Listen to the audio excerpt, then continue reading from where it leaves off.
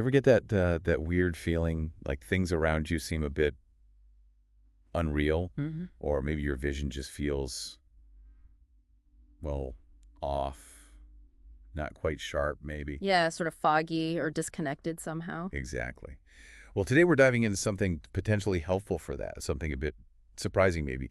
Simple eye exercises. Right. We're looking at a source you shared, iexercises.pdf, which explores this exact link. Yeah, so our mission really is to figure out, why there might be this connection between vision and those feelings of unreality. And to walk through some practical techniques from the source that you could actually try. Okay, so let's start with what the document says people experience visually when they have these feelings, like depersonalization or derealisation. Well, the source lists several things.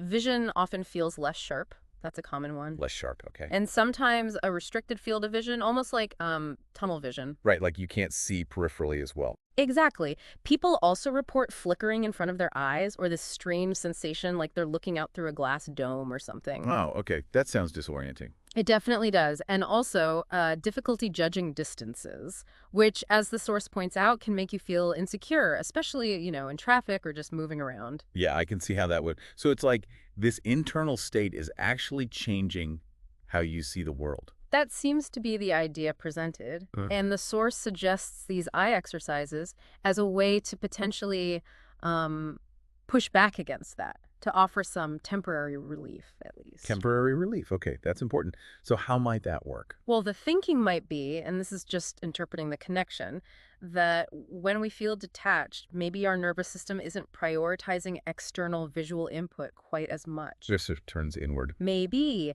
And these exercises could be a way to consciously, actively re-engage that visual processing of the outside world. Okay, interesting. Yeah. So let's get into the first exercise mentioned.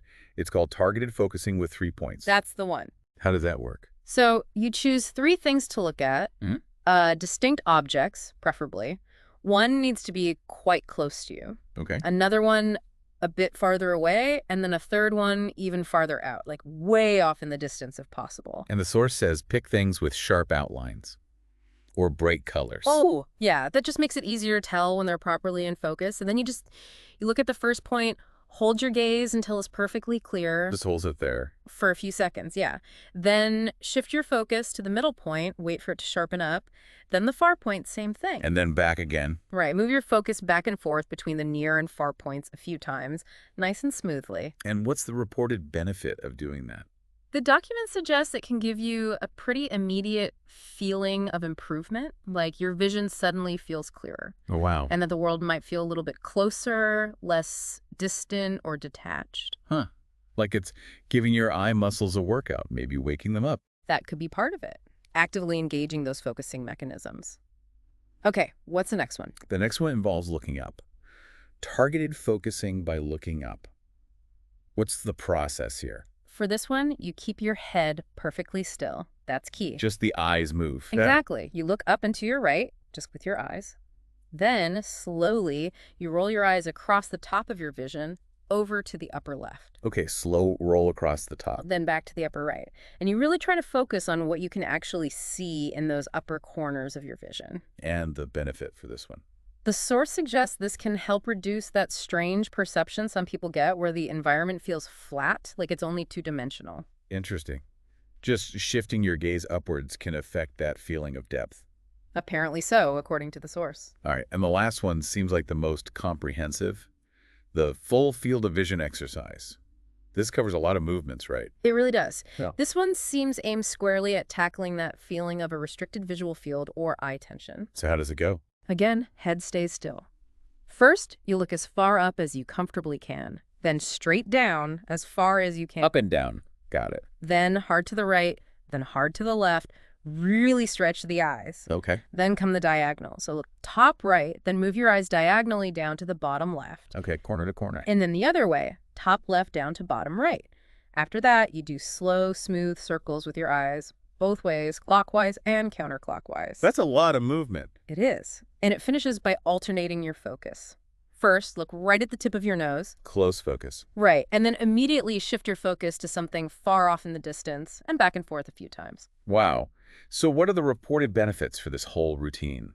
The source mentions improving that sense of peripheral vision, releasing tension around the eyes. Which you might not even realize you have. Exactly, and just generally restoring a more natural, fluid movement to your eyes. Like hitting a reset button for your whole visual system. Yeah. But again, as we said, the source is clear. These offer at least temporary relief. Yes, that temporary aspect is consistently mentioned. These aren't presented as cures, but as practical techniques, things you can try. Tools in the toolkit, maybe? Precisely. It's this idea of a direct link between simple physical actions, moving your eyes, focusing them, and potentially shifting your subjective experience of reality, even if just for a bit. So just to recap for you listening, we've explored how those feelings of unreality can sometimes connect to very specific visual changes people report. Less sharpness, tunnel vision, that kind of thing. And we walked through 3 exercises from that iExercises.pdf, Yeah. source the 3-point focus, The upward gaze focus. and the full field of vision routine. Sure. All potential ways to find some temporary relief from those visual issues. Yeah, and it brings up a really interesting point, doesn't it? Which is, Well, how often do any of us really think about the mechanics of seeing our vision? It just happens most of the time. We take it completely for granted. that's so true. You don't think about focusing or eye movements until something feels wrong. So maybe the final thought for you is, consider how much conscious attention you actually pay to the act of seeing. Right. And maybe experimenting with these simple techniques, these exercises, could offer a small insight. An insight into that powerful connection between what our eyes are doing and how we perceive reality itself. So maybe give them a try. See if you notice anything different.